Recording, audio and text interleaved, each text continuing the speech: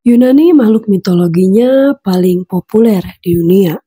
Bahkan hingga sekarang pun sering diangkat menjadi sebuah buku atau film. Makhluk mitologi Yunani seperti Empusa, Medusa, Arion, Siren, dan banyak lagi lainnya. Di mana kebenarannya ini masih diragukan atau hanyalah hewan hayalan.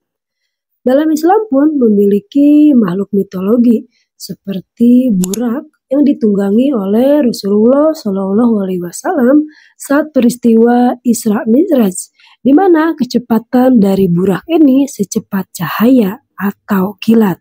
Kemudian ikan nun yang pernah menelan Nabi Yunus alaihissalam, lalu burung ababil yang menyerang sekawanan gajah ketika hendak menghancurkan Ka'bah, dan dabatul ard atau dabah, di mana dabah ini merupakan hewan melata yang kemunculannya ini berkaitan dengan hari penghakiman atau hari kiamat.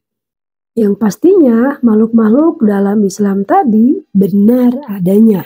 Dan yang akan kita bahas kali ini dabatul ard atau dabah. Seperti yang disebutkan di dalam Al-Quran surat An-Naml ayat 82. Lalu bagaimana wujud dari dabah ini, di mana ia akan muncul dan apa tugas dari dabah ini? Mari kita bahas. Assalamualaikum, halo semua, Hani di sini.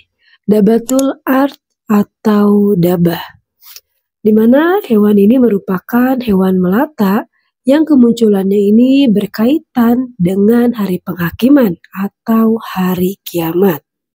Ibnu Jubair menjabarkan binatang ini dengan rinci. Kepalanya seperti kepala kerbau, matanya seperti mata babi, telinganya seperti telinga gajah, tanduknya seperti tanduk rusa jantan, lehernya seperti leher burung unta, dadanya seperti dada singa, warna kulitnya seperti warna kulit harimau, panggulnya seperti panggul kucing, ekornya seperti ekor biri-biri jantan, dan kakinya seperti kaki unta.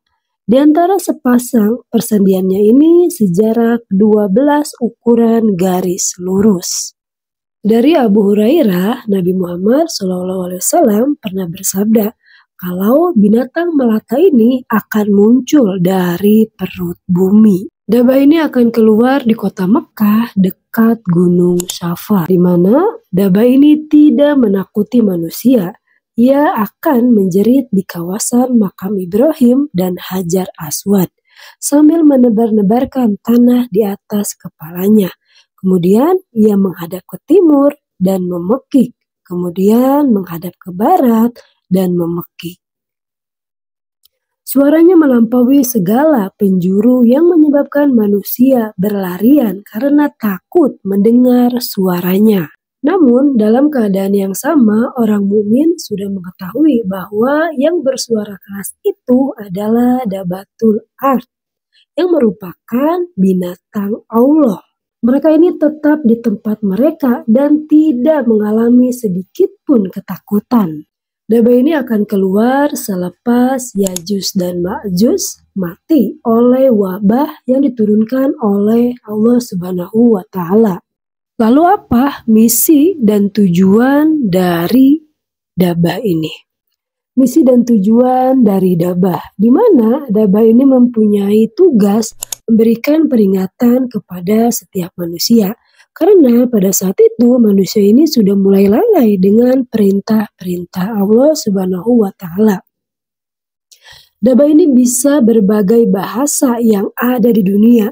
Ia akan membawa cincin Nabi Sulaiman di tangan kanannya dan ia akan membawa tongkat Nabi Musa alaihissalam di tangan kirinya, di mana fungsinya ini untuk memberikan tanda atau cap kepada orang beriman dan orang kafir.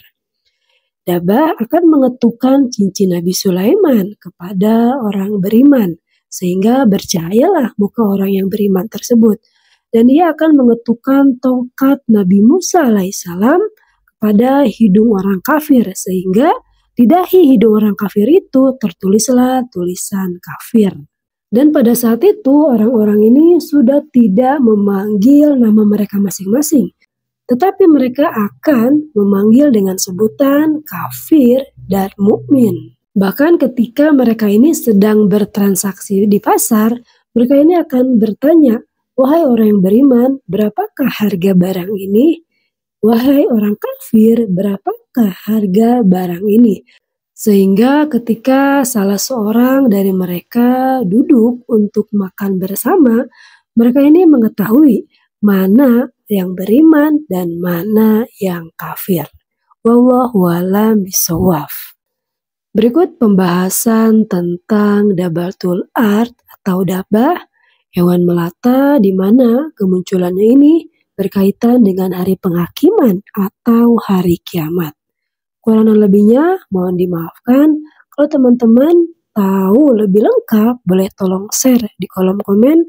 Kalau suka videonya, boleh tolong like, komen, share, dan subscribe agar channel ini semakin berkembang.